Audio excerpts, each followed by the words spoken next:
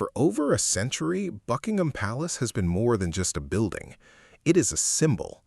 It's the backdrop for royal weddings, national victories, and state funerals.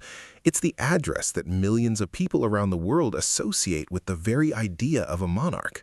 So imagine for a second the quiet confusion, the subtle ripple of concern that must have moved through the corridors of power when the man who just inherited that entire institution, the man who spent 70 years waiting for that exact address, looked at it and decided he didn't want to live there.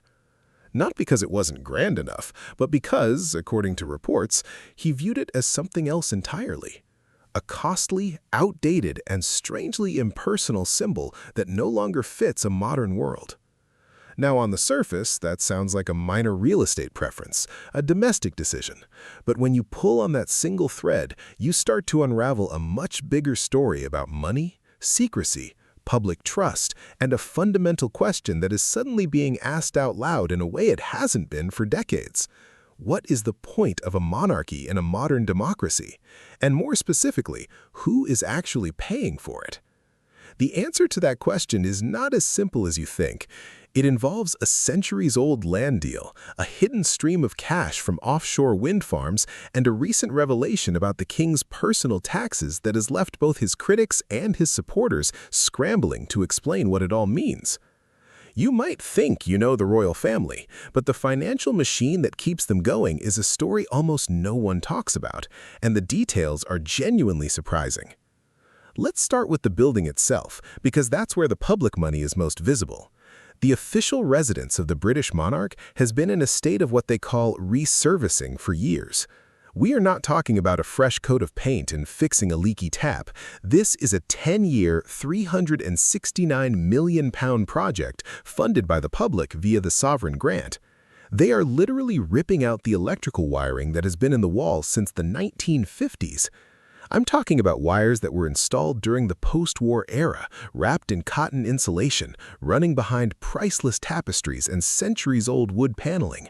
The risk of fire has been described by engineers as a ticking clock. The plumbing is so old that some of the pipes are original to Queen Victoria's era. It's a necessary project. Nobody is arguing that the building shouldn't be saved. It's a UNESCO World Heritage Site. But the optics of it are tricky. You have a nation dealing with a cost of living crisis, energy bills spiking, and food bank usage at record highs, and simultaneously there is a multi-million-dollar renovation happening on a palace that the king himself has seemingly avoided. It creates an interesting tension. The argument from the royal household is that the palace is the office and the engine room of the monarchy, and it needs to function.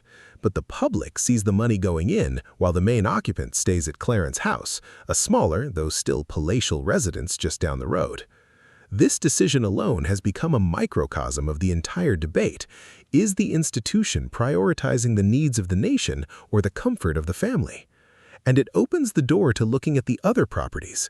This isn't just about Buckingham Palace, it's about Balmoral, Sandringham, Windsor Castle, and the vast, almost invisible portfolio of land that generates a private income that the public never sees. This is where the story gets complicated, and honestly, where it starts to feel less like a news report and more like a forensic accounting investigation. We need to talk about the duchies, specifically the Duchy of Lancaster and the Duchy of Cornwall. These are ancient, private estates that belong to the monarch and the heir to the throne, respectively. They are not owned by the government. They are not owned by the Crown Estate, which is the public portfolio that funds the sovereign grant. These are private, hereditary wealth engines. The Duchy of Lancaster, for example, is a portfolio of land, property, and financial investments that spans over 18,000 hectares across England and Wales. It includes historic castles, commercial real estate in central London, and crucially, a significant portion of the foreshore, the land between the low and high tide marks of the River Thames. This means that if you want to build a pier, dredge a channel, or sometimes even if you're running a business on the riverbank, there is a chance you are paying rent to the king in his private capacity as the Duke of Lancaster. This money doesn't go into the public pot. It goes directly to the monarch to fund his private life and the lives of his extended family. For the financial year ending in 2023, the Duchy of Lancaster generated a surplus of over £26 million. That's his money. And then you have the Duchy of Cornwall, now controlled by Prince William, which is even more valuable, with assets exceeding £1 billion. This is the key to understanding the royal finances. People see the sovereign grant, the public money that pays for official duties and palace upkeep, and they think that's the whole picture. But the real wealth is in these private duchies, which generate private profits, and those profits are not subject to capital gains tax or corporation tax in the same way a normal business would be. It's a legal loophole that has existed for centuries, and now it's facing scrutiny it has never faced before. You can see why this is becoming a major point of contention. There's a growing feeling, particularly among younger generations, that the game is rigged. They see a family that inherited immense wealth structured through a loophole and then receives additional public funds, all while arguing they are value for money. The counter-argument, and it's a fair one to present, is that the royal family gave up the income from the crown estate centuries ago in exchange for this system. The deal was, we hand over the massive revenue from our lands to the government, and in return, you give us a fixed percentage back to run the show. The Crown Estate is huge. It includes Regent Street in London, vast swaths of farmland, and, crucially, the seabed around the United Kingdom. This is where the modern twist comes in. For decades, the Crown Estate's income was mostly from rent and agriculture, but now it's from offshore wind farms. As the world transitions to green energy, the seabed has become incredibly valuable real estate. Companies pay billions for the right to build wind turbines out at sea. That money goes to the treasury, not the king. However, because the Crown Estate's profits have soared due to this green energy boom, the sovereign grant, which is calculated as a percentage of those profits, has also been set to soar. It got so high that the government had to step in and change the formula to prevent the king from receiving a massive pay raise during a cost-of-living crisis. Think about that for a second. The profits from the nation's green energy transition were about to result in a huge windfall for the monarchy, not because they did anything, but because of an ancient formula. It's these kinds of unintended consequences that are fueling the debate about whether the system is fit for purpose in the 21st century. This financial microscope doesn't exist in a vacuum. It's being amplified by other, more personal controversies that have chipped away at the institution's moral authority. You cannot talk about the scrutiny on King Charles without mentioning the shadow of Jeffrey Epstein and the fallout that led to Prince Andrew's effective removal from public life. The decision to strip Andrew of his military titles and royal patronages in early 2022 was a massive deal. It was an admission that the brand had become toxic. It wasn't a legal conviction, but it was a statement from the family that his association with a convicted sex offender was no longer tenable. That was a crisis management move, but it also opened a Pandora's box. If the institution can remove titles for one prince, what about the other behaviors? What about the private jets? What about the allegations of bullying that have swirled around certain households? It sent a message that the family is willing to act when the brand is threatened, which then leads people to ask, what else are they hiding? The removal of titles linked to Epstein was the moment the public realized that the royal family's reputation is not a fixed asset. It is something that can be damaged, devalued, and lost.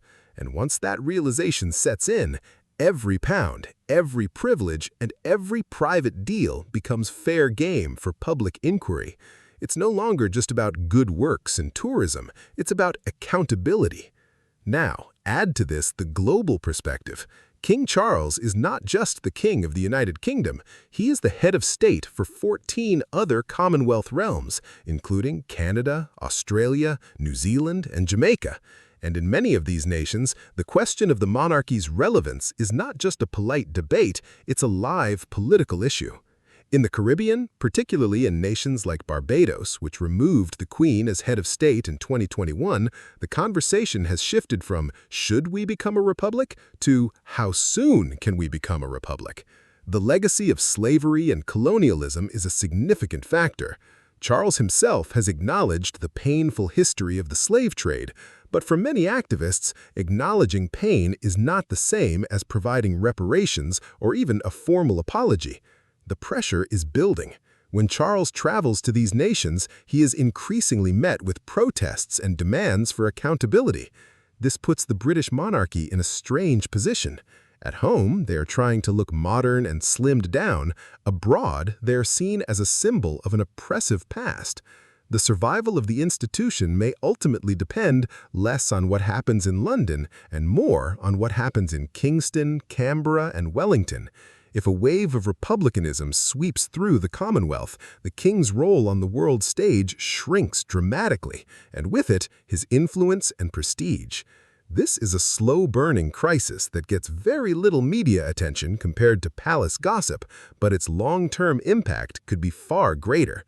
So, with all this scrutiny, the palace renovations, the private duchy profits, the wind farm money, the Andrew scandal, the Commonwealth unrest, what has King Charles done? This is where his strategy becomes genuinely interesting. He has made a very deliberate and some would say desperate move to appear transparent. He has started to publicly disclose details about his tax contributions. Now, for any other citizen, paying taxes is a legal obligation, not a PR opportunity. But for the monarch, who is not legally required to do so, it's a voluntary choice. And Charles has leaned into this. He has authorized the release of figures showing that he pays a substantial amount of income tax on his private income from the Duchy of Lancaster. The reports suggest he paid over £5 million in tax in recent years. His team has let it be known that he is among the UK's top taxpayers. It's a fascinating strategy. He is trying to use the same language of taxpayer fairness that his critics use against him. He is essentially saying, you want transparency? Here it is. I pay my share. It's a defensive move, but it's also a smart one. Narrative from one of secrecy to one of contribution.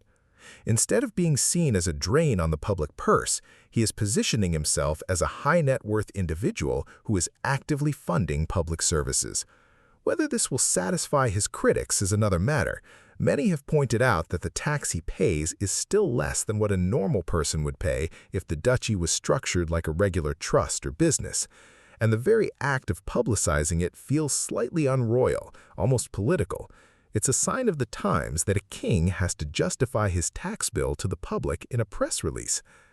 The supporters of the monarchy have a powerful counterargument, and it's one that deserves a fair hearing. They point to the billions of pounds in tourism revenue that the royal family generates. The argument is that the pomp and pageantry, the changing of the guard, the state banquets, the royal weddings are a unique selling point that attracts visitors from all over the world. They estimate the brand value of the monarchy to be in the tens of billions. Furthermore, they argue that the king provides a nonpartisan head of state, a figure who can represent the nation without being tainted by party politics. In a world of increasingly divisive politics, they say, a constitutional monarch provides stability and continuity. They also point to the diplomatic work done by the family, the soft power they wield when opening trade doors or smoothing over international relations. This is the core of the debate. Is the monarchy a net asset or a net liability? For a certain demographic, the answer is obviously an asset. They see the tradition, the history, and the economic benefit. For others, it's an obvious liability. They see the privilege, the lack of transparency, and the inherent unfairness of a hereditary system. King Charles is sitting right in the middle of this divide. He is trying to walk a tightrope between tradition and modernity. He wants to be seen as a king for the people, but he lives in a palace. He wants to be environmentally conscious, but his family uses private jets. He wants to be transparent, but his will is sealed by law. And this brings us back to the question we started with. The king choosing to stay at Clarence House is not just a real estate decision, it is a performance. It is a carefully calculated signal to the public that he is downsizing, that he is aware of the optics, that he is not as extravagant as his predecessors. It's a very modern kind of royal PR, but is it working? The scrutiny is not going away. In fact, it's intensifying. The more the palace tries to explain its finances, the more questions people have. The more it tries to look modern, the more its anachronistic nature is highlighted. The core issue is not whether Charles is a good man or a bad man, but whether an institution based on birthright can ever truly be reconciled with a society based on merit and equality. That's the philosophical question at the heart of all this financial analysis. We can look at the spreadsheets, we can track the grants, and we can analyze the tax disclosures, but ultimately, the future of the monarchy will be decided by a much more emotional and subjective question. Does it still feel right? This is why the next few years are so critical. Charles is not a young man. His reign, whenever it began, was always going to be a transition. The question was always whether it would be a transition to a stable, if smaller monarchy under William, or a transition to a full-blown constitutional crisis and the abolition of the institution altogether. The decisions being made right now about finances, about transparency, about how to respond to scandals are setting the stage for that future. The palace is fighting a rear-guard action, trying to protect its privileges while adapting to a new, more skeptical world. It's a fight they're used to winning. They have the resources, the legal protection, and the political allies, but the ground is shifting beneath their feet. The cost of living crisis has made the public more aware of economic inequality than ever before. The rise of social media has broken the palace's monopoly on information, and the younger generation simply doesn't have the same emotional attachment to the institution as their parents and grandparents did.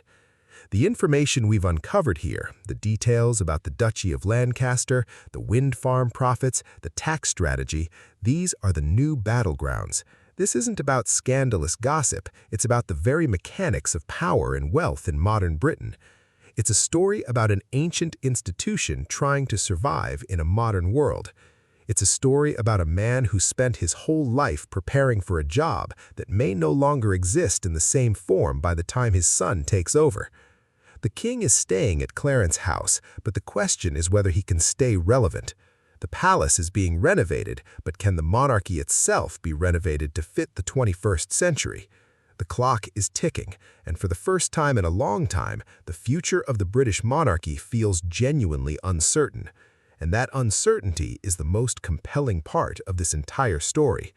We're watching history unfold, not in a dramatic revolution, but in a slow, grinding battle over public opinion, money, and the meaning of a crown.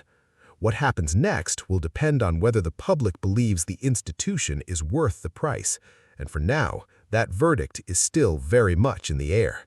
We will be watching.